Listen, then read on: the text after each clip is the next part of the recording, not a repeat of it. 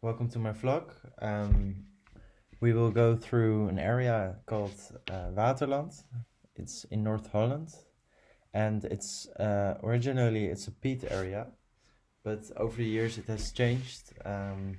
Now there's a lot of agriculture and houses have been built, and the area started to subsidize. And you will see in this vlog the results of that and management practices that will decrease the rate of subsidence. So let's just go to the first point.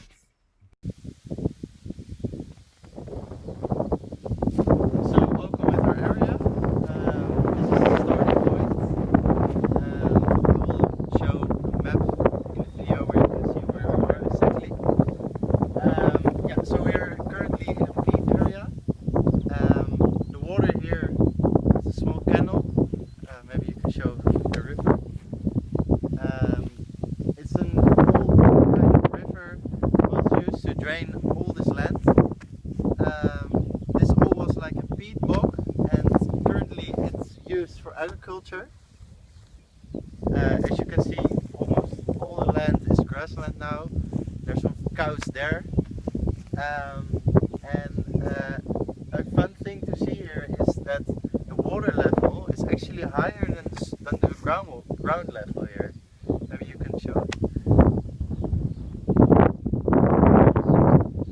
And that's a result of subsidence, peat subsidence. Okay, so here we are at a lake. It's called Overlake, and this was a small river, but due strong currents and wind, it became eventually a lake.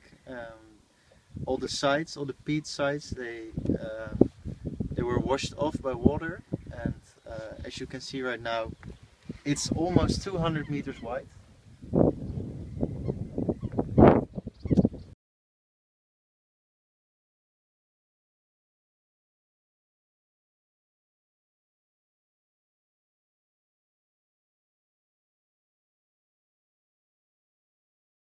This is quite a contrasting area. Behind us we have a birch forest, broekbos. To the right, to the left for you, we have a reed area. Both are properties from Staatsbosbeheer. And behind us we have farmland with 2 cows. And these are farmers' property. Here it's important that the broekbos and the reed area stay wet. When the ground is too dry, the reed doesn't grow, and it's not optimal for the birch. That's why it's important that Staatsbosbeheer and the water board keeps the levels very high. But the farmland behind us, it's important that water level is not too high, otherwise cows can walk on the land and tractors and other heavy machines can also not work on the land. We are here at another point. This is the area between Monnikenmeer. It's a polder, you can see it there.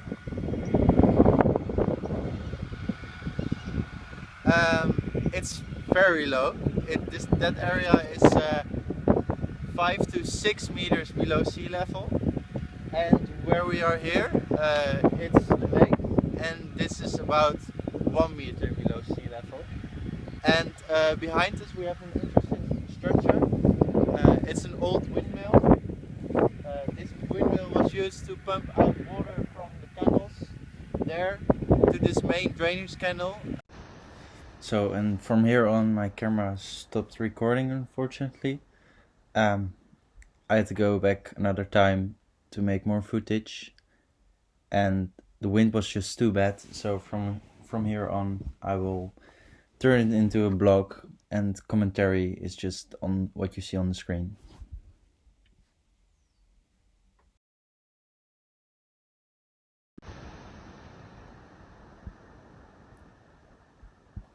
So the method previously shown is not used anymore. Currently there are other techniques to pump water or to get out water. As you can see in this video, a large pumping station, which is responsible for most of the water in my area, to get it out during winter, but also during drought, letting water in. To the right is a lake, to the left is a large lake called Markermeer, from which most of the water comes. This is a smaller water pump. There are several smaller water pumps divided over my area. Each one is responsible for its water retaining area. As you can see here, there's a small canal which comes from the large lake, as shown in the previously clip, and water is pumped through. In this small house, there's an engine, and pumped into this polder. And in winter, here you can see it, water comes out through this ditch. You may ask yourself, why are these water management projects so important? Here I can show you that. As you can see, water here is quite high in this ditch, and in this ditch the water is much lower, but also the land is much lower. So when the water level is much lower, the land actually shrinks. That's why water management is important. This can also be seen in this example. We are here in the middle of the field, and if you looked at the soil, you could see that the soil is quite light and starts darker lower down.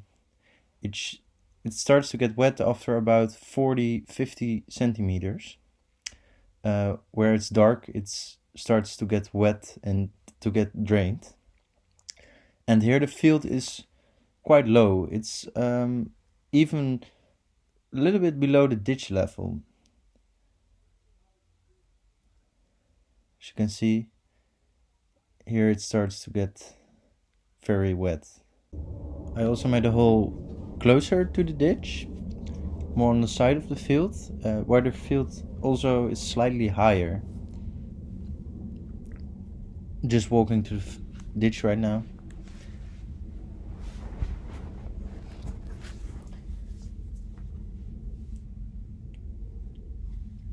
As you can see, the ditch,